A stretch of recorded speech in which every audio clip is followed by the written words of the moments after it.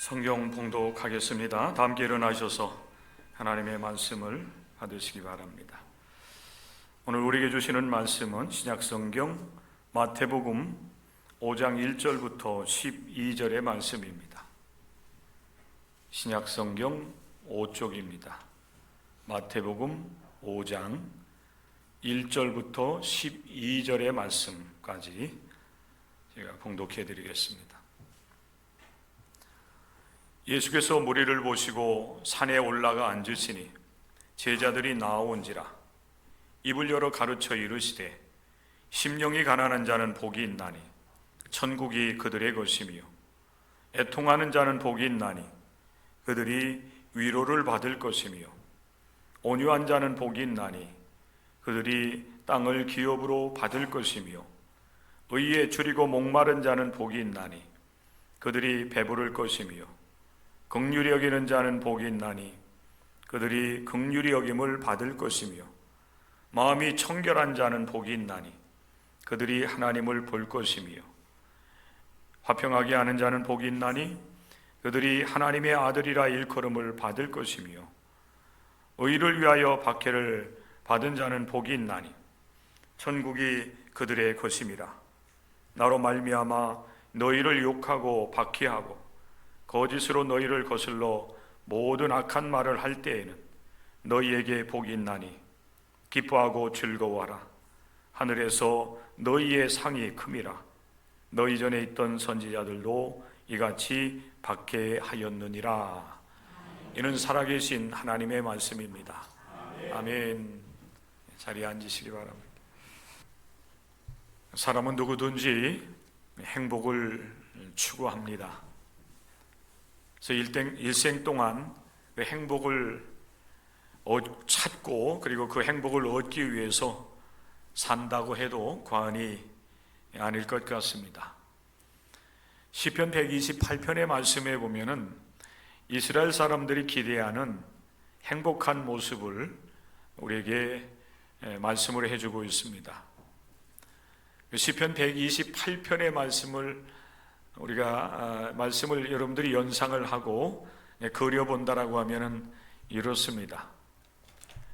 이스라엘 온 가족이 평화로운 가운데 감람나무 아래에서 그들이 수고한 것을 온 가족이 둘러앉아서 나누는 그런 모습, 수고한 대로 결실을 하고 그 수고한 것으로 결실한 것으로 인하여서 풍성한 식탁을 함께 차리고 온 가족이 둘러앉아서 먹는 것, 이것이 바로 이스라엘 백성들이 기대하는 행복한 모습이었습니다.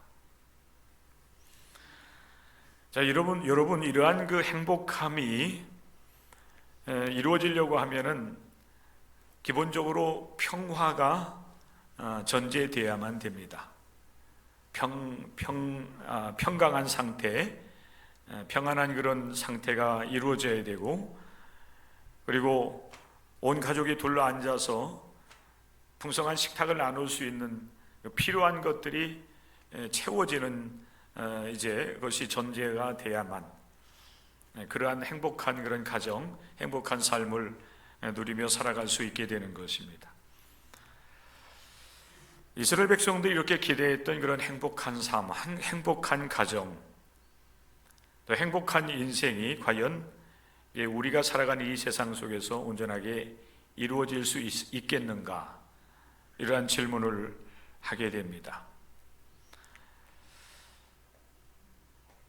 그러면서 저는 여러분과 같이 오늘부터 이 마태복음 5장 1절 이하의 말씀, 예수님께서 팔복에 대해서 말씀을 해주셨는데 이 팔복에 대한 말씀을 나누는 가운데 우리 기독교인들이 추구해야 될 행복이 무엇인지 오늘 말씀을 통해서 우리가 함께 깨닫고 또 은혜 받는 시간이 되었으면 좋겠습니다. 그리고 여러분들도 이 신앙의 길에서 예수님께서 말씀하시는 그런 참된 행복을 소망하고 또 그 행복을 누리기 위해서 하나님 앞에서 오늘 말씀 앞에 새롭게 결단하는 은혜가 임했으면 참으로 좋겠습니다.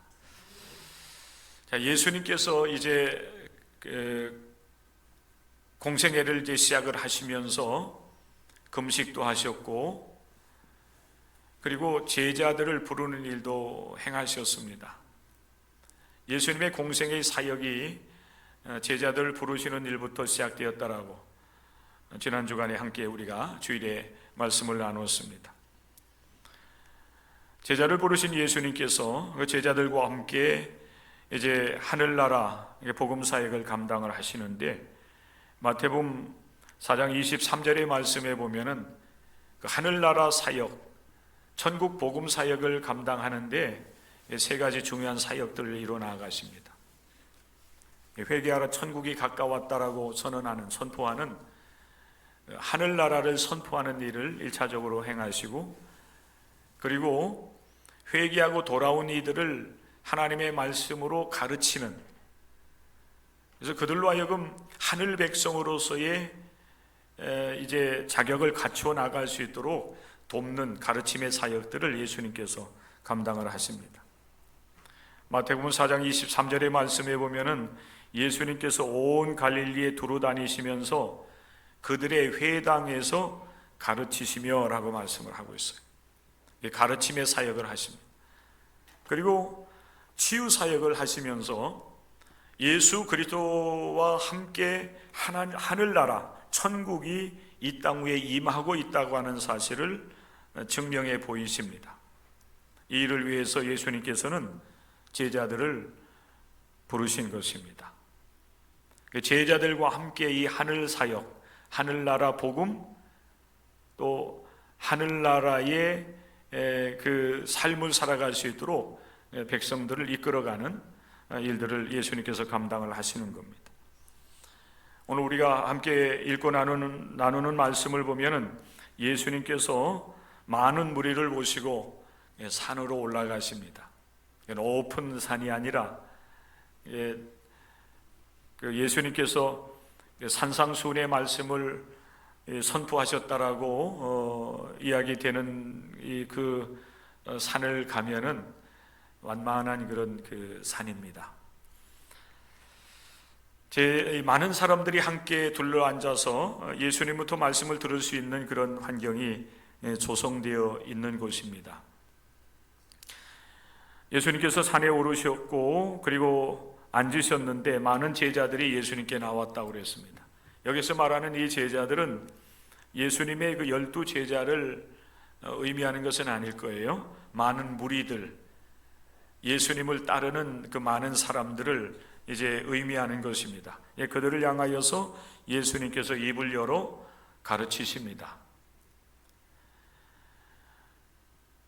오늘 이 말씀은 사실 가르침의 사역이라고 볼 수가 있을 거예요. 예수님께서 행하신 천국 복음을 선포하고 그리고 가르치시고 치유하는 그런 일들을 하면서 하늘 복음을 이제 전하셨는데, 오늘 이 예수님께서 이제 팔복에 대해서 말씀하시는 이 말씀은 가르침의 사역인 것입니다.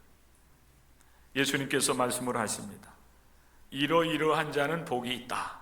복이 있나니 천국이 저희의 것이며 이런 말씀을 계속 하고 계세요. 그것이 이제 7가지, 8가지가 된다고 해서 팔복이라고 얘기하고 있고, 어떤 분들은 우리가 읽은 그 마태복음 5장 11절 12절의 말씀에 보면은 8번째 복에 대한 말씀을 하신 이후에 나로 말미암아 너희를 욕하고 박해하고 거짓으로 너희를 거슬러 모든 악한 말을 할 때에는 너희에게 복이 있다라고 하는 이 말씀을 포함해서 구복이라고 이야기하기도 합니다. 팔복 아니면 이제 구복에 대한 말씀들을 가르치시는 것입니다. 자, 여기서 말씀하고 있는 이 복에 대한 이야기는 오늘날 우리가 삶을 살아가면서 행복을 추구해 나가고 있는데, 행복한 삶을 늘 기대하며 살아가는데, 행복이라고 하는 말로 여러분 이제 대신해도 됩니다. 심령이 가난한 자는 행복하나니 이런 말씀이 된다는 이야기예요. 이 복이라고 하는 말이 여러 가지 의미로 해석될 수가 있는데 그 중에 하나가 행복입니다. 그런데 여기서 말씀하고 있는 심령이 가난한 자가 행복합니다라고 말을 했을 때에 행복의 어떤 조건이나 필요가 우리가 원하는 만큼 채워져서 이제 세상 사람들이 이야기하는 것처럼 나는 복을 받았다, 나는 행복합니다라고 여러분 말하여지는 것은 아니에요. 그거와는 좀 다른 차원의 말씀을 예수님께서 주고 있는 것입니다. 여기서 말하는 행복이라고 하는 것은 세상의 것들이 충족되고 만족하기 때문에 행복합니다라고 하는 세상적인 행복이 아니라 영적인 기쁨, 영적인 행복을 의미하는 것입니다. 심령이 가난한 자는 영적인 행복을 받나니 또 영적인 행복을 누릴 수 있나니 이렇게 말씀이 되는 것입니다. 오늘 특별히 우리에게 주시는 이 팔복 가운데의 첫 번째 예수님께서 주시는 심령이 가난한 자의 복에 대한 말씀들을 여러분과 같이 나누게 됩니다. 바라는 것은 여러분들이 오늘 우리에게 이제 오늘부터 선포되는 이 말씀을 통해서 여러분의 그 인생관 또 여러분들이 행복이라고 하는 것을 생각할 때에 그 행복이라고 하는 용어에 대한 나름대로의 그 정의, 행복이란 무엇입니까? 이렇게 말을 했을 때 여러분들은 세상 사람들이 말하는 것처럼 물질적으로 풍요롭기 때문에 또 명예를 얻었기 때문에 권력을 얻었기 때문에 나는 행복합니다. 나는 성공해서 행복합니다. 또 우리들의 자녀들이 잘 돼서 행복합니다. 이런 차원에서의 행복을 여러분 말하지 마시고 우리는 적어도 기독교인이지 않습니까? 하늘 백성으로 부름받았고 하늘 백성으로서 이 땅 위에서 여러분들이 삶을 살아간다면 적어도 성경에서 예수님께서 우리에게 주시는 말씀으로 여러분들은 고백할 수 있어야 되고 그리고 내 행복은 이런 것입니다. 우리가 추구하는 행복은 이런 것입니다라고 여러분들이 분명히 말할 수 있어야 될 것입니다. 행복은 물질이나 그 외에 우리가 필요하는 것들이 충분하게 채워졌기 때문에 행복한 것이 아니에요. 성경에서 특별히 예수님께서 말씀하고 있는 하늘 백성으로서 당신은 행복합니다라고 말을 할 때의 그 행복은 오늘 예수님 분명히 직접적으로 말씀을 하신 것처럼 심령이 가난하기 때문에 행복한 겁니다. 여러분들은 심령이 가난함을 추구하시고 심령이 가난한 가운데에 주님께서 주시는 세상의 그 어떤 것으로 여러분들을 만족시키고 여러분들에게 기쁨을 줄 수 없는 오직 하나님만이 오직 예수님만이 주실 수 있는 그 행복감으로 넘쳐나는 복된 삶이 이루어질 수 있기를 바랍니다. 속사람의 이 가난함, 여러분의 심령이 가난할 때 하나님께서 여러분들에게 행복, 복을 주시는 것입니다. 그렇다고 한다면 여러분, 심령이 가난한 자는 어떠한 자입니까? 분명하게 여러분에게 말씀을 드렸습니다. 그 심령이 가난한 자는 속사람이 가난한 것이라고 말씀을 드렸는데 여기서 구체적으로 말씀을 드린다라고 하면은 여러분 몇 가지를 얘기할 수가 있어요. 심령이 가난한 자는 어떠한 자인가? 감리교 창시자인 존 웨슬리 목사님은 세 가지를 얘기했어요. 첫째는 자기 죄를 아는 자예요. 내가 하나님 앞에 죄인인 것을 아는 사람이 그가 심령이 가난한 자가 되는 것입니다. 그런 사람을 심령이 가난한 자라고 얘기하는 거예요. 두 번째는 자기가 지은 죄에 대한 하나님의 심판을 두려워하는 자예요. 그러니까 죄를 지으면 죄책감을 느끼고 내가 지은 죄에 대해서는 하나님의 심판을 받을 수밖에 없다고 하는 두려움을 느낄 수 있는 사람, 그 사람이 바로 심령이 가난한 자라는 것입니다. 그리고 내가 지은 죄에 대해서는 내 힘으로는 내 어떤 수단과 방법으로는 그 지은 죄를 해결할 수 없는 연약한 자라고 하는, 무능한 자라고 하는 사실을 아는 자가 바로 심령이 가난한 자라고 존 웨슬리 목사님은 이야기를 했습니다. 제가 여러분에게 이 말씀을 함께 나누기 위해서 제임스 보이스라고 하는 분의 산상수훈 강해라고 하는 그 강해 설교집을 보게 되었는데, 이 제임스 보이스 이 목사님은 심령이 가난한 자를 어떻게 설명을 했냐면은, 자기 자신이 영적으로 파산 상태에 있는 것을 아는 자예요. 내가 하나님 앞에서 영적으로 파산당했다. 사업을 하다 보면 여러분 어려움을 만날 수가 있잖아요. 많은 자본을 끌어들였는데 그것을 유지할 만한 능력이 없을 때에 결국 하는 일들을 멈출 수밖에 없는 파산 상태에 이르게 되는데, 여러분 파산을 하게 되어지면은 누군가가 그를 붙잡아 일으켜 세우지 않으면은 그는 스스로 일어설 수 없는 그런 상태가 되는 것입니다. 영적으로 우리는 하나님 앞에서 죄인이요, 또 우리가 지은 죄로 인하여서 하나님 앞에 심판을 받을 수밖에 없는 연약한 존재임을 아는 사람,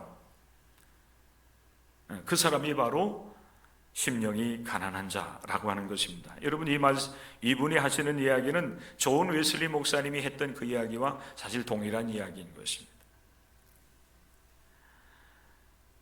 오늘도 우리는 하나님 앞에 나와서 예배 드리고 있습니다. 여러분, 이 예배당에 여러분들이 들어오면서 어떤 마음으로, 어떤 느낌으로 여러분 예배당에 들어오셨습니까?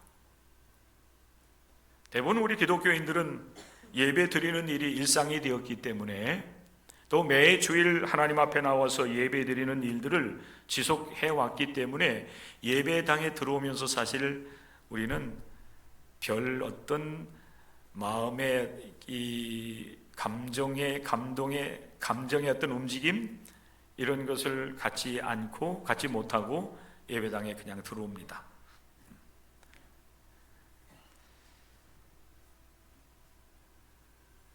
그런데 여러분, 정말 심령이 가난한 자는 어떤 마음으로 여러분 예배당에 들어오게 되냐면은, 물론 하나님은 어느 곳에나 우리와 함께 계시지만은 특별히 하나님께서 이름을 두시려고 주신 이 예배당의 문을 열고 들어오면서 거룩하신 하나님 앞에 설 때의 자신의 모습을 발견하면서, 하나님,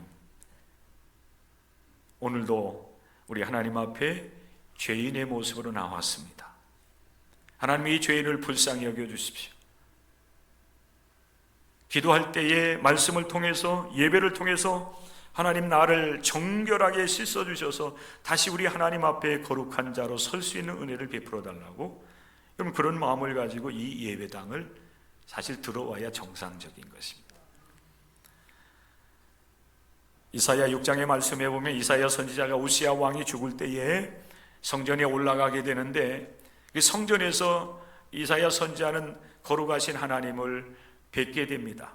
그때 그는 하나님 앞에 이렇게 고백을 합니다. 화로다 나여 망하게 되었도다. 나는 입술이 부정한 사람이요, 나는 입술이 부정한 백성 중에 거주하면서 만군의 여호와이신 왕을 배었음이로다 라고 하면서 하나님 앞에서 자기의 죄됨을 고백하고 있는 모습을 봅니다. 사실 여러분, 우리는 하나님 앞에 여러분 설 때마다 늘 그런 마음을 가지고 우리가 삶을 살아가야 되지만, 특별히 우리 하나님 앞에 일주일 동안 우리의 삶을 가지고 이 예배당을 들어오면서 우리는 이 은혜를 누리면서 예배당에 들어올 수 있어야 됩니다. 그래야 우리 하나님께서 여러분을 용서하시고 여러분에게 은혜를 더하시는 은총을 경험할 수 있게 된다고 하는 것입니다.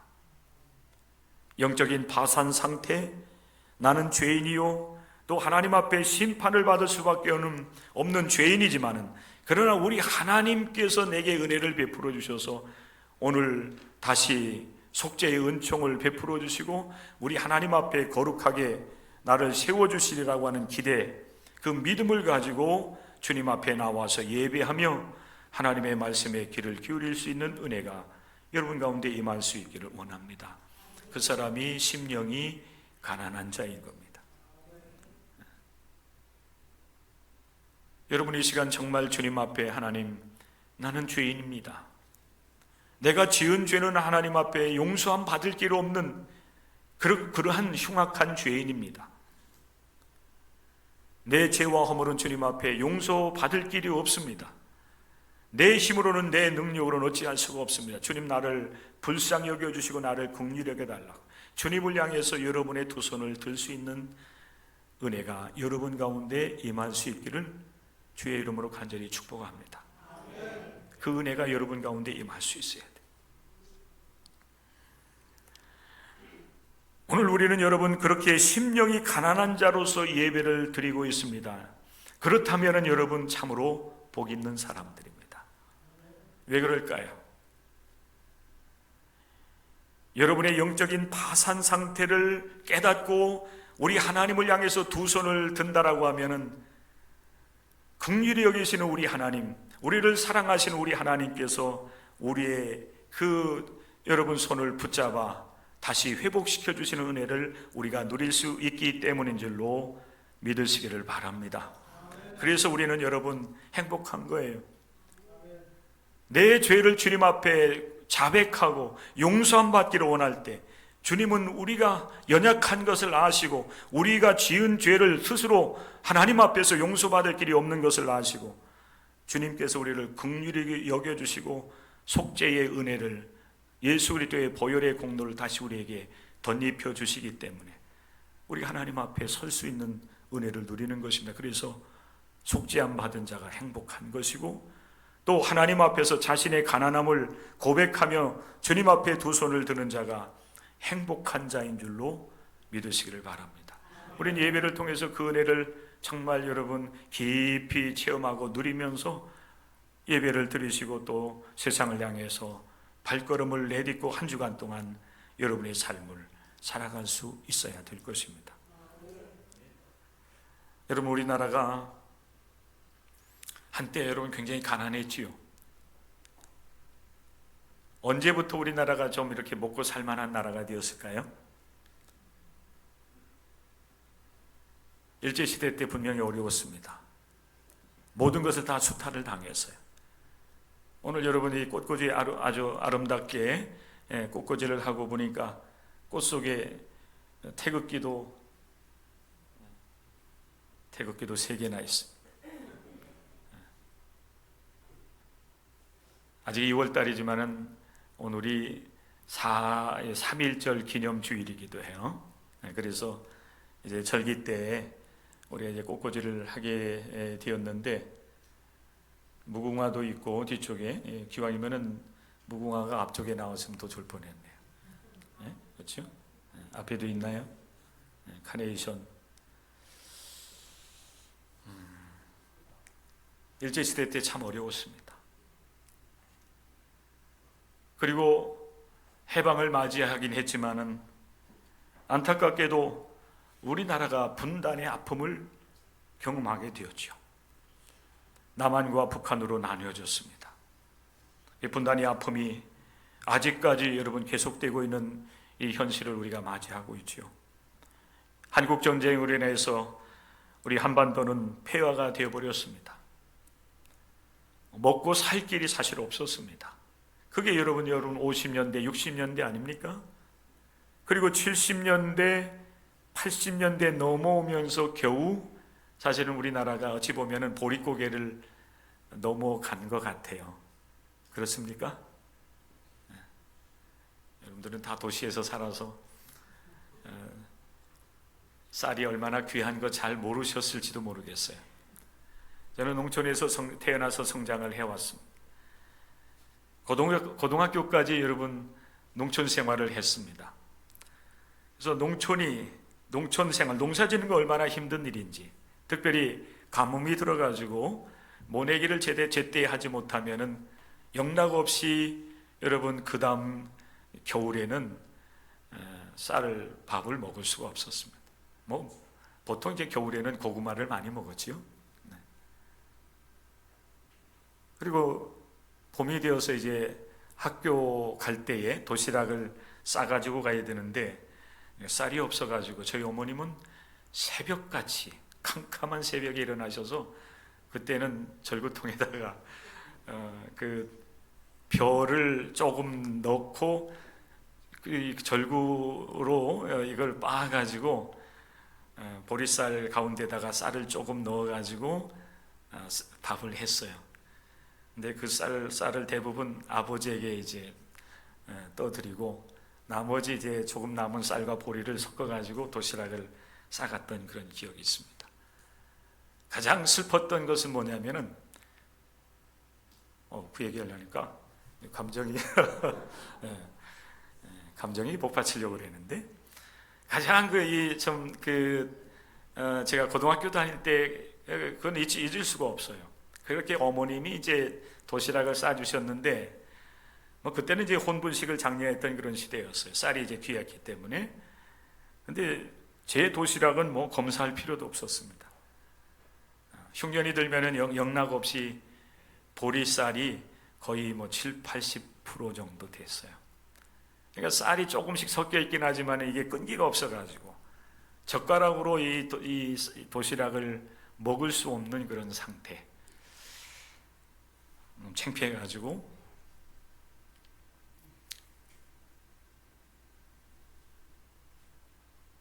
죄송합니다. 왜 갑자기 이 말이 나와가지고 도시락을 먹지 못하고 그대로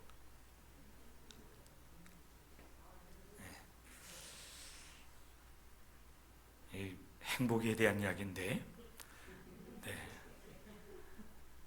그러니까 우리나라가 참 어려울 때의 그 고비를 잘 넘겼고 이제는 물질적으로 사실 풍요로운 시대를 우리가 맞이하고 있지 않습니까? 그런데 사실 여러분, 대한민국 사람들이 정말 행복한가? 물질적으로 풍요롭고 편리하고 사실 여러분 하고자 한다라고 하면은 얼마든지 자신이 하고 싶은 일들을 해나갈 수 있는 그런 시대를 살아가고 있지만은 사실 우리 대한민국 국민들의 행복 지수는 그 어느 나라보다도 많이 떨어져 있어요. 왜 그럴까 하는 그런 생각을 해보게 돼요. 왜 우리 대한민국 사람들이 풍요롭고 편리하고 안전한 시대를 살아가고 있는데도 불구하고 행복 지수는 그 어느 나라보다도 뚝 떨어져 가지고 행복하지 않다라고 그렇게 말하는 그런 시대를 우리가 살아가고 있는지. 가난은 극복했지만은 그러나 어찌 보면은 영적으로는 물질적인 풍요를 누리는 가운데에 하나님 앞에서 무엇을 추구하며 무엇 때문에 우리가 행복해야 되는지에 대한 그 분명한 그 사실, 신앙적 그 심령의 가난함을 우리는 놓치고 삶을 살아가고 있지 아니한가. 물질적인 가난은 극복했지만은 영적인 그 가난함에서 우리는 이제는 하나님 앞에서 죄됨을 벗어버리고 다시 하나님 앞에서 영적인 풍요함으로 나아가야 되는데 안타깝게도 아직도 우리는 영적인 파산 상태에 머물고 있지는 아니한가. 그리고 물질적인 것만 추구하다 보니까 하나님 앞에서 참된 행복이 무엇인지, 하나님께서 우리에게 주시는 기쁨과 평안함과 행복을 우리가 누리지 못하고 그것을 고백하지 못하며 삶을 살아가고 있지 아니한가. 이제는 우리는 영적인 가난함에서 벗어날 수 있어야 됩니다. 여러분, 이 말이 여러분 모순된 것 같아요. 영적으로 가난한 자가, 심령이 가난한 자가 복이 있다, 행복하다라고 말씀을 드렸는데 거기에서 우리가 벗어나야 된다고 하는 이 말은 뭔가 모순된 것 같아요. 그러나 분명한 사실은 우리가 스스로 내가 죄인 됨을 알고 깨달았으면은 내 스스로 그 죄의 문제를 해결할 수 없다고 하는 사실을 우리가 고백하는 사람이 되었다라고 한다면은 이제 영적 그 파산 상태에서 우리는 이제는 벗어나야 돼. 물질적인 가난함을 극복하기 위해서 많은 우리의 그 조상들이 정말 여러분 고생하면서 쉼 없이 여러분 일을 해오지 않았습니까? 그래서 겨우 여러분 그 물질적인 가난에서 여러분 벗어나고 극복을 한 것처럼 우리들도 마찬가지입니다. 영적으로 여러분 우리가 죄인이요 무능력한 그런 존재라고 하는 사실을 알았다고 한다면은 이제 우리가 하나님 앞에서 영적으로 좀 더 풍요로운 삶, 그래서 정말 하나님 앞에서 행복한 삶을 누리기 위해서 우리는 영적인 가난함에서 우리는 이제는 벗어날 수 있는 사람들이 돼야만 됩니다. 그러려고 하면은 회개하라, 천국이 가까웠다, 자신의 죄를 주님 앞에 철저하게 내려놓고 하나님 앞에서 스스로 내가 뭔가를 할 수 있다고 생각했던 이 인간적인 교만함도 내려놓고 내 수단과 방법으로 뭔가를 할 수 있다고 생각했던 것을 이제는 내려놓고 주님을 찾고 주님을 붙잡고 의지하며 살아가는 하나님의 사람들이 되어야 됩니다. 그럴 때에 비로소 우리는 주님께서 주시는 참된 영적인 부요를 누리며 우리 하나님 앞에 감사하고 하나님 앞에 영광을 올려드릴 수 있는 삶을 살아갈 수가 있는 것입니다.